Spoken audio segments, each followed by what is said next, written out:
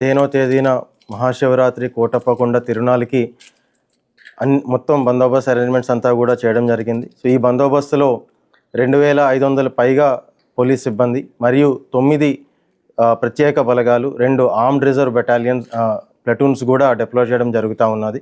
So మొత్తం దాదాపుగా 3000 మంది పోలీస్ సిబ్బందితో ఈసారి మన కోటప్పకొండ తిరునాళ్ళను ప్రశాంతంగా ఆహ్లాదకరమైన వాతావరణంలో జనాలందరికీ కూడా ఒక మంచి సౌకర్యం అందిస్తూ వాళ్ళకి మంచిగా జరిగే విధంగా ప్లాన్ చేస్తూ ఉన్నాం.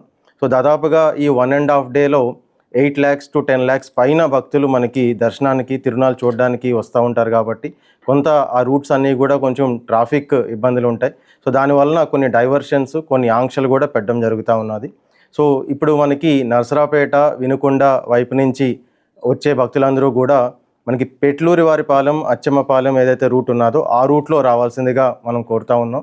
సో మనకి ఈ కొండ సమీపంలోనే ఒక 600 మీటర్ల దూరంలో ఒక జనరల్ పార్కింగ్ అనేది ఏర్పాటు చేయడం జరిగింది. ఆర్టీసీ బస్సులు కూడా అక్కడే అలాట్మెంట్ కూడా ఉంటుంది.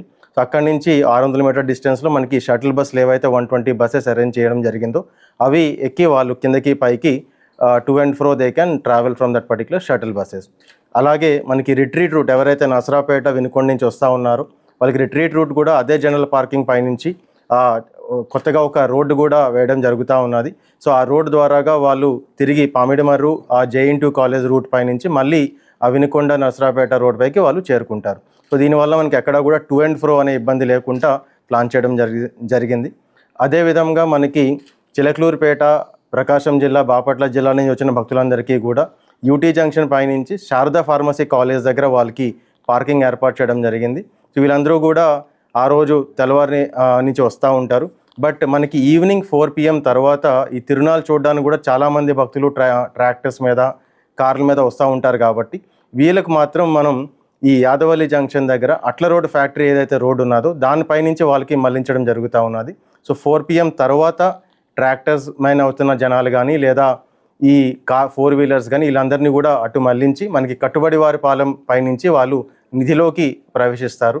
సో ఇది 4 PM తర్వాత వాళ్ళకి పెట్టిన ఆంక్షలు ఇవి. రిట్రీట్ మళ్ళీ UT జంక్షన్ పైనుంచి ఎవరైనా చిలకలూరుపేట కానీ ప్రకాశం వైపు వెళ్ళాలనుకుంటే కూడా వాళ్ళు వెళ్ళవచ్చు.